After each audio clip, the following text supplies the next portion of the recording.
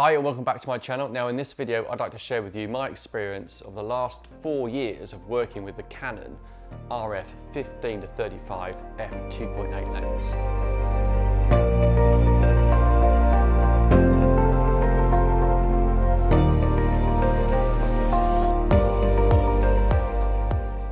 This is the Canon RF15-35 f2.8. This lens is great for those wide close-up shots, it's great for landscapes, it's great for interior architectural photography, and it's also really good for that sort of street and urban style photography. This is the lens I use for those ultra-wide stadium interior shots when I do sports photography.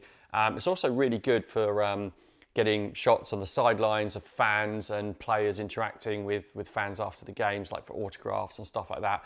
It's just such a useful, versatile lens. Also, this is the lens that I'd like to travel with quite a lot. For an L series f2.8 lens, this is relatively light and compact. I think this lens has been with me pretty much everywhere I've been. I can't think of a time when I haven't been without it. And it's had a few scrapes and bangs along the way. It's surprisingly strong and tough for a lens that's only 840 grams. It's a little bit heavier than the previous EF version, which is a 16 to 35 f2.8, but this is 1mm wider, and it also has the image stabilisation built in. As I mentioned, it's great for landscapes, it's great for time-lapse photography, it's great for that interior architectural style photography, street and urban photography.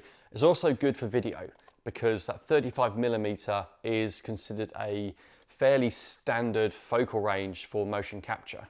However, at 15mm, there is a slight issue with this kind of weird wobble that you get, and that is because of the dual image stabilization. So on the lens you have this optical stabilization, and inside a camera such as an R6 or an R5 or maybe an R3, there is a built-in in-body stabilization system, and the idea is that the lens and the body kind of works together to stabilize the image. And at 50mm, unfortunately, there is this weird kind of wobble, and I think Canon are trying to fix it with firmware updates. It's just worth bearing in mind if you're thinking of using this lens to shoot sort of high-quality video. It's a slight issue. It's an RF lens, so therefore it's designed to work on the Canon R mount. So R5, R6, R3, R7, R8 cameras, so on and so on. I think it can work on the APS-C crop sensor cameras, but it's designed for full frame, and I think that's where you're going to get the best results out of this lens, is on the full frame Canon R series cameras. It's an extremely sharp lens from sort of 5.6 to f8, but there's no reason why you can't use this wide open. You're still going to get absolutely stunning, fantastic results shooting wide open. And of course, the depth of field just looks fantastic. It's such a fantastic lens, it really is. The 15mm focal range is normally wide enough for most subjects, and 35mm is extremely versatile, and it's very good for video, like I mentioned before. However, at 35mm, sometimes can be a little bit limiting, but if you're pairing this lens with, say, a Canon R5, for example, you've got that luxury of having those extra megapixels on the sensor.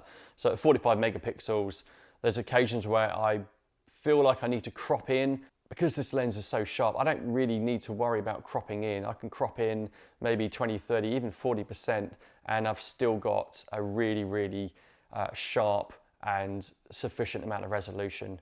Just been very, very good from the center to the edges.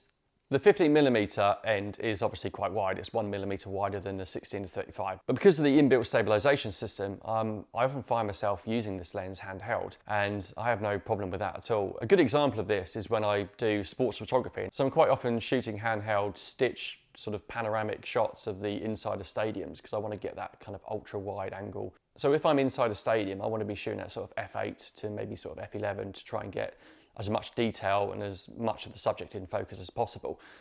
Obviously, you're going to have reasonably challenging lighting conditions, so I have to shoot at low shutter speeds to avoid having to ramp up the ISO. Now, with the inbuilt stabilization system, then I have no problem with that at all. I can shoot at maybe 1/50th of a second, maybe 1/30th of a second, and still get really, really good sharp images. The results are normally pretty good when I, do those ultra-wide stadium shots, but sometimes the software that stitches the photos together doesn't always do a great job. So it's always worth getting that single shot, just for peace of mind that you know that you've got the shot. It's expensive, but you have to expect that now with the Canon R series lenses. None of these lenses are going to be cheap, but you can revert back to the EF version, which is the 16-35. These are likely to be available in sort of used or refurbished conditions if you're really on a tight budget. There is also the new RF15-35, which is an f4 lens. So if you feel like you need to have a slightly wider focal range, but you don't mind losing a stop of light, then that's not a bad option. And there's also a Canon 10-22 f4 lens if you really want to go ultra wide. Also consider the Canon 15-30, which is f4.5 to 6.3. That's not an L series lens, so you're not going to have the same level of quality. But if you're on a budget, it's not a bad option. For now, I'm sticking with the 15-35. If you're thinking of moving to the Canon R series, it's a really serious investment and you're going to need extremely deep pockets.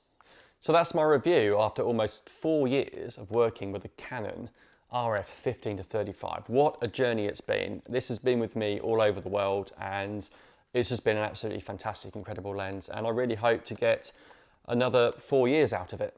Thanks very much. Don't forget to like, share and subscribe, and stay tuned for more videos.